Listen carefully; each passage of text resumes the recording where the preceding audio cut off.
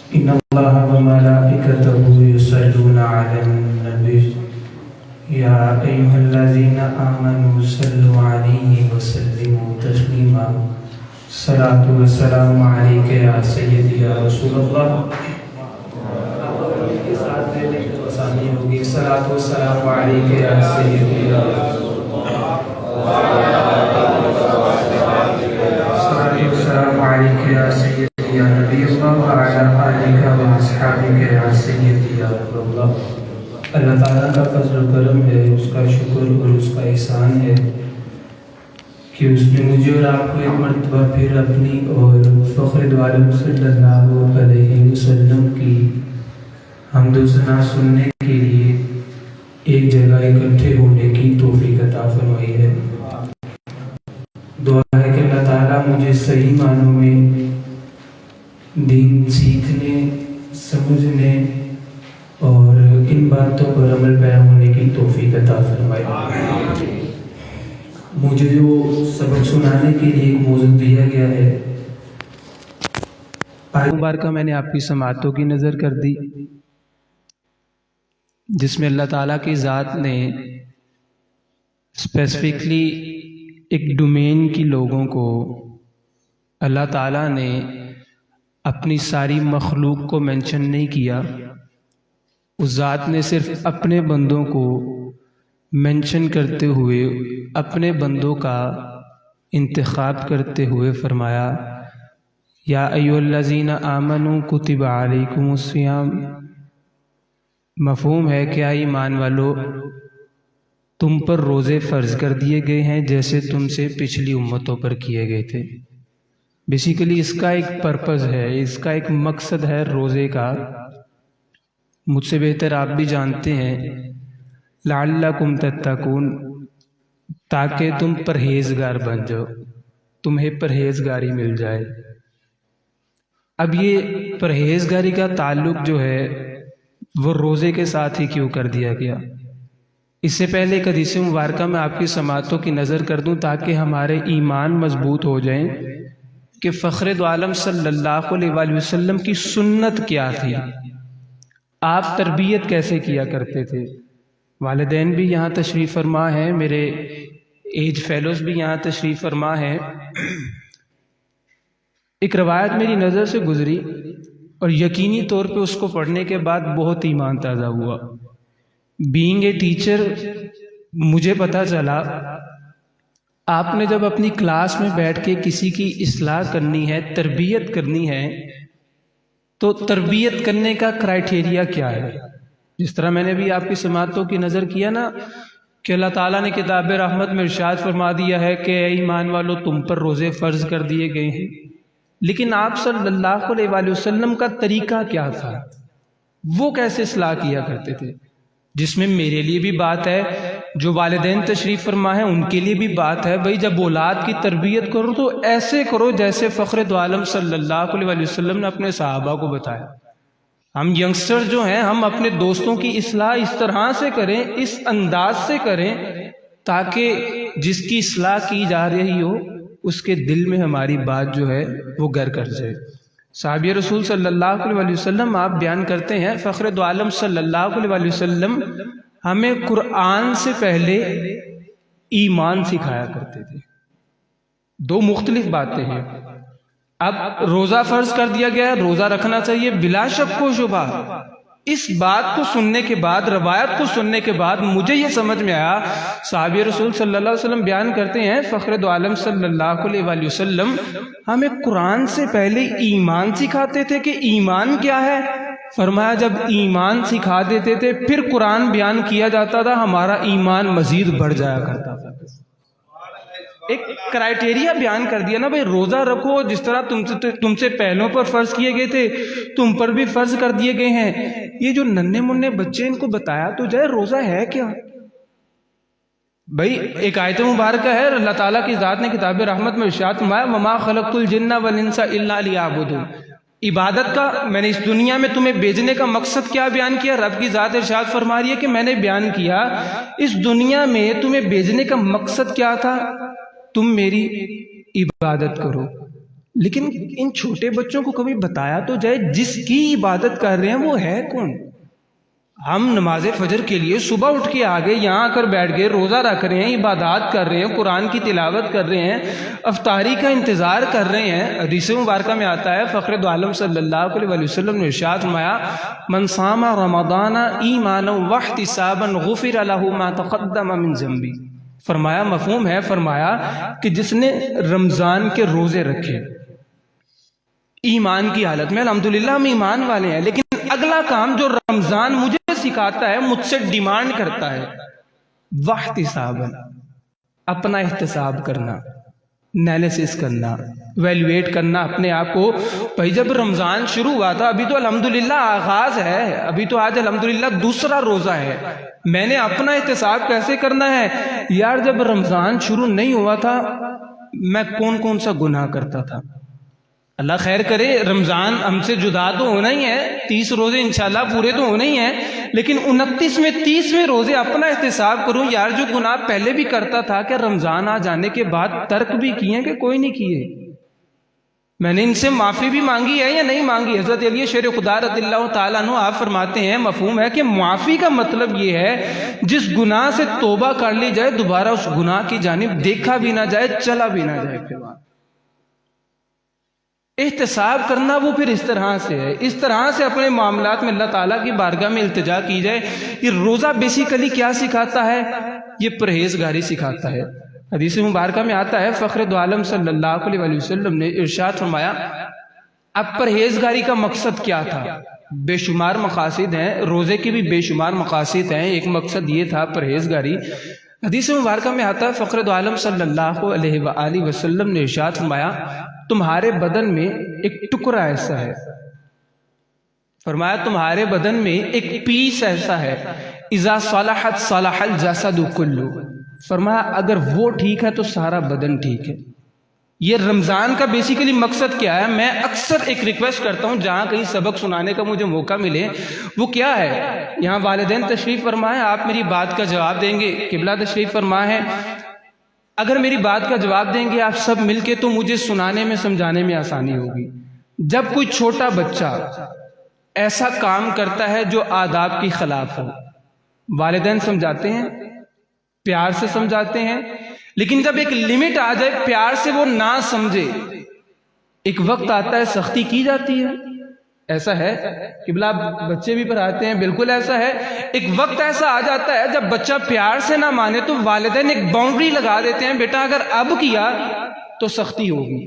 ایسا ہے، میں سمجھتا ہوں جس طرح ایک چھوٹا بچہ کوئی ایسی حرکت کرے جو آداب کے خلاف ہو، کوئی نازیبہ گفتگو کرے، والدین اسے تربیت کرتے ہیں، آرام سے پیار سے سمجھاتے ہیں، جب وہ نہیں سمجھتا پھر سختی کرتے ہیں۔ میرا مجھ سے ایک چھوٹا سا سوال ہے، اور رمضان کا مقصد بھی یہ ہے، یار یہ جو بچہ اندر بیٹھا ہے اس نے مجھ سے کتنی مرتبہ گناہ کروائے، آداب کے خلاف گفتگو کروا دی، بدنگاہی کروا دی، حلال حرام کی تمیز ختم کروا دی، ماں بہن بیٹی کی سوسائٹی میں دیکھیں تمیز ختم کروا دی گئی، علماء کی تمیز ختم کروا دی گئی، معاشرہ صوفیاء کی تمیز ختم کروا دی گئی، لیکن اس کو کیا سزا دی؟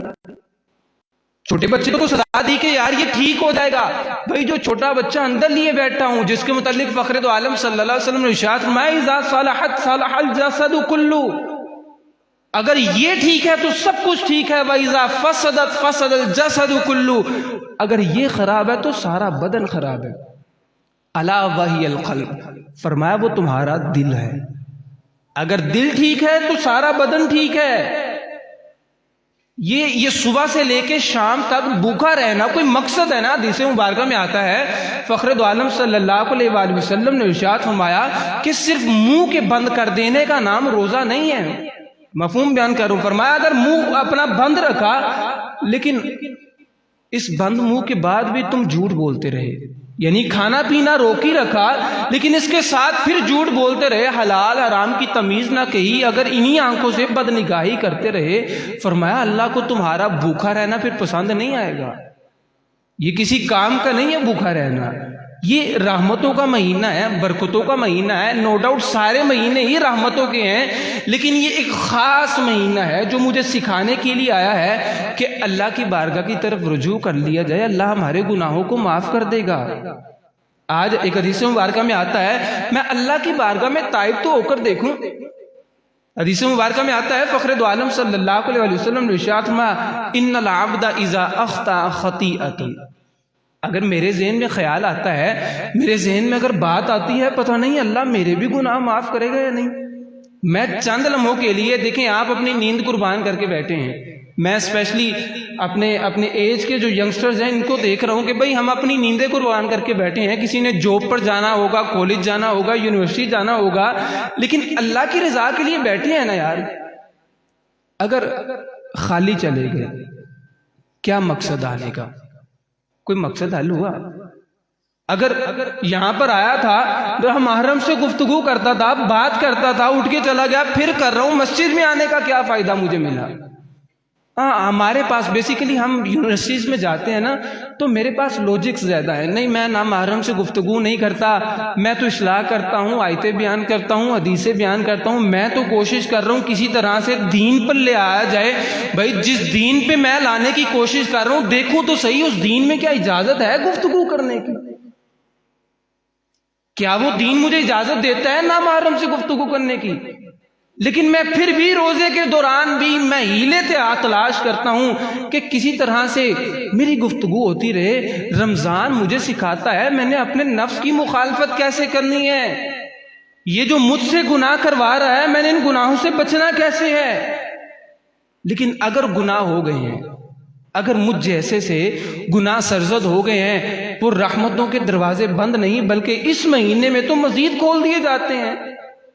فرمایا ان العبد اذا اخطأ خطیئۃ نقدت فی قلبہ، فرمایا جب کوئی میرا امتی گناہ کرتا ہے اس کے دل پر ایک سیاہ دبا لگ جاتا ہے. فرمایا جب کسی امتی سے گناہ سرزد ہوا، فرمایا دل پہ سیاہ دبا لگ گیا. اگر اس نے توبہ نہ کی، فرمایا گناہ کرنے کے بعد بار بار گناہ کو دہرانے کے بعد اس کا دل جو ہے زنگ آلود ہو جاتا ہے، سیاہ ہو جاتا ہے.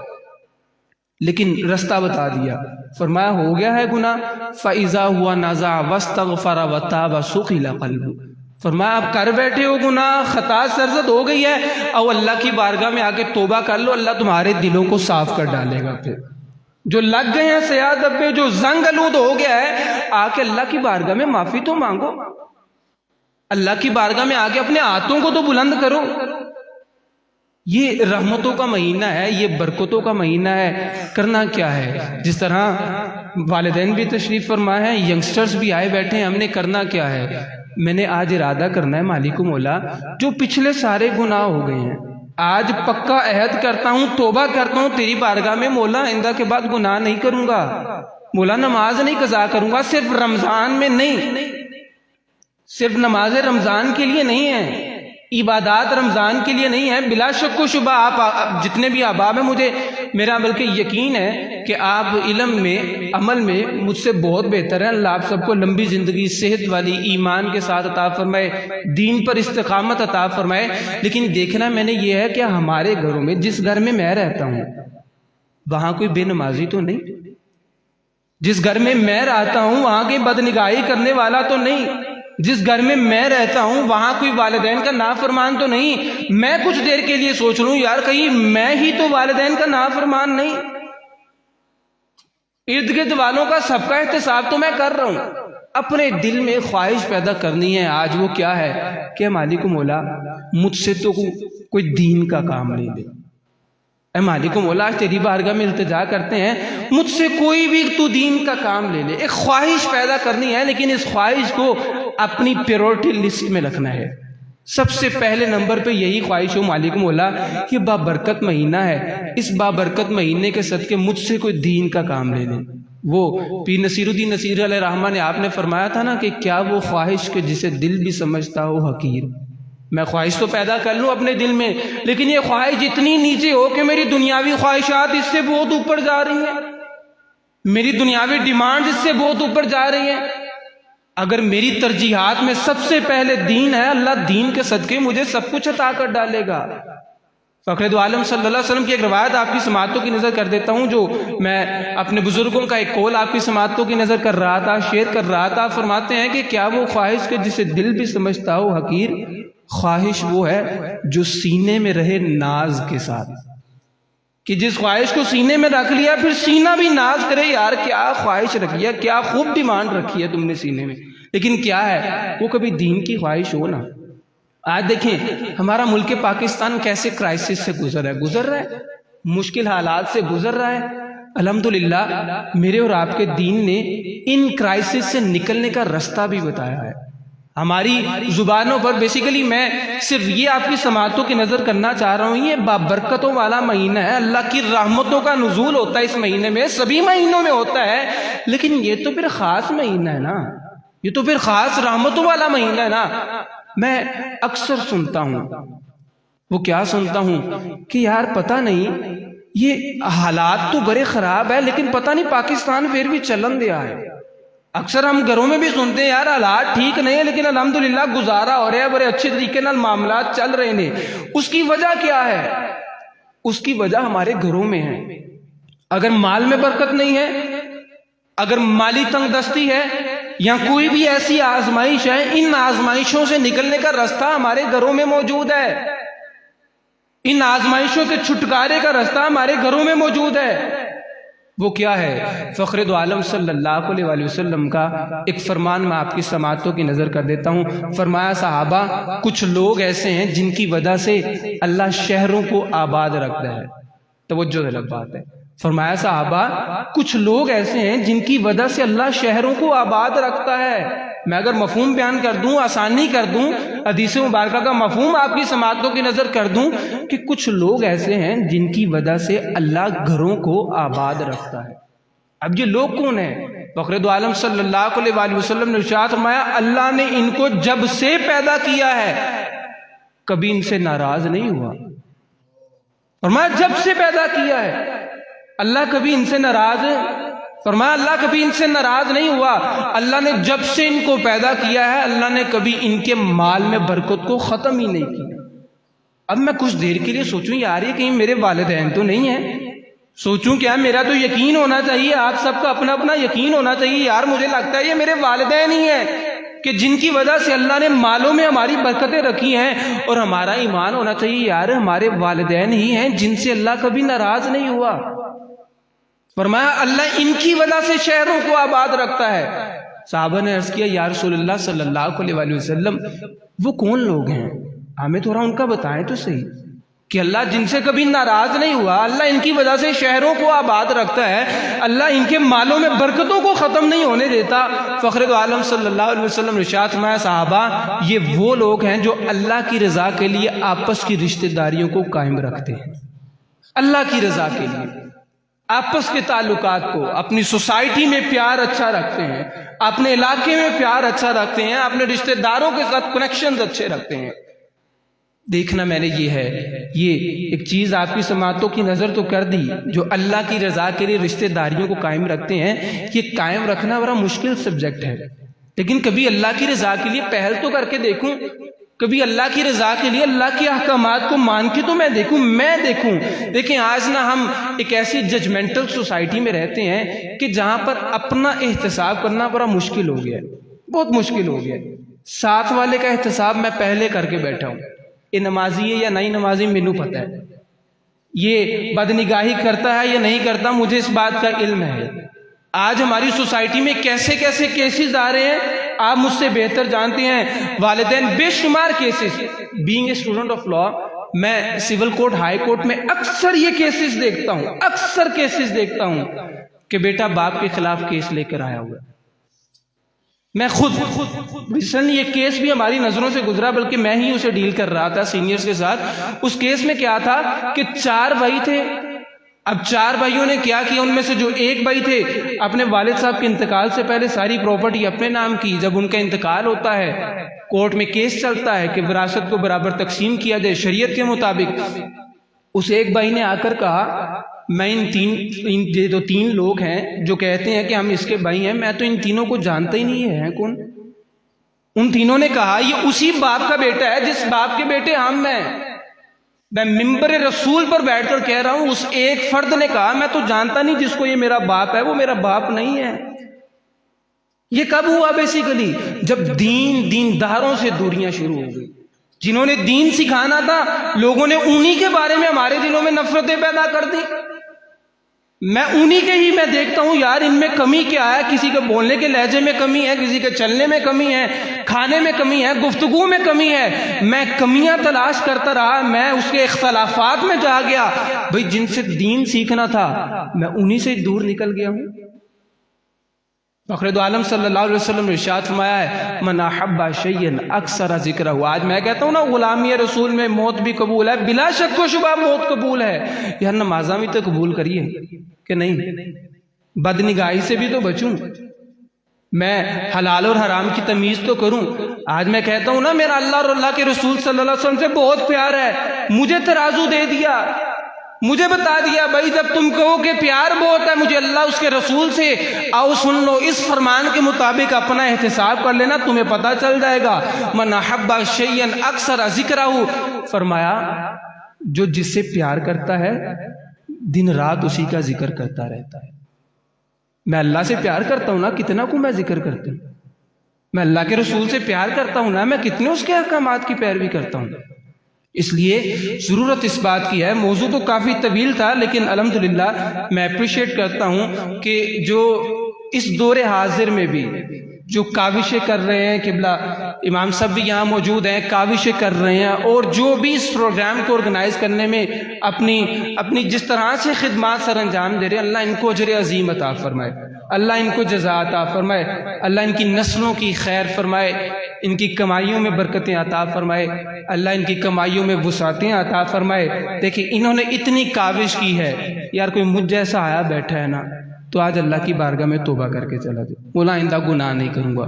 ان کی کاوشوں کی لاج تو رکھ لوں، میں ان کی محنتوں کی لاج تو رکھ لوں، او یار اور کچھ نہیں تو کم از کم اپنی نیند قربان کر کے آگے ہوں تو میں کچھ لے کر چلا جاؤں یہاں سے، آئندہ نماز نہیں کروں گا قضا، آئندہ کے بعد کسی نامحرم سے گفتگو نہیں کروں گا، آئندہ کے بعد والدین کی نافرمانی نہیں کروں گا، آئندہ کے بعد چھوٹوں پر شفقت کا جو حکم دیا گیا تھا میں شفقت کیا کروں گا۔ رمضان مجھے اور آپ کو بالکل یہی سکھاتا ہے۔ دعا ہے وہ ذات مجھے اور آپ کو عمل کرنے کی توفیق عطا فرمائے، صحیح معنوں میں رمضان کا مطلب سمجھ کے صحیح معنوں میں عبادات کر کے اللہ اور اس کے رسول صلی اللہ علیہ وسلم کو راضی کرنے کی توفیق عطا فرمائے۔ وما علینا الا البلاغ المبین۔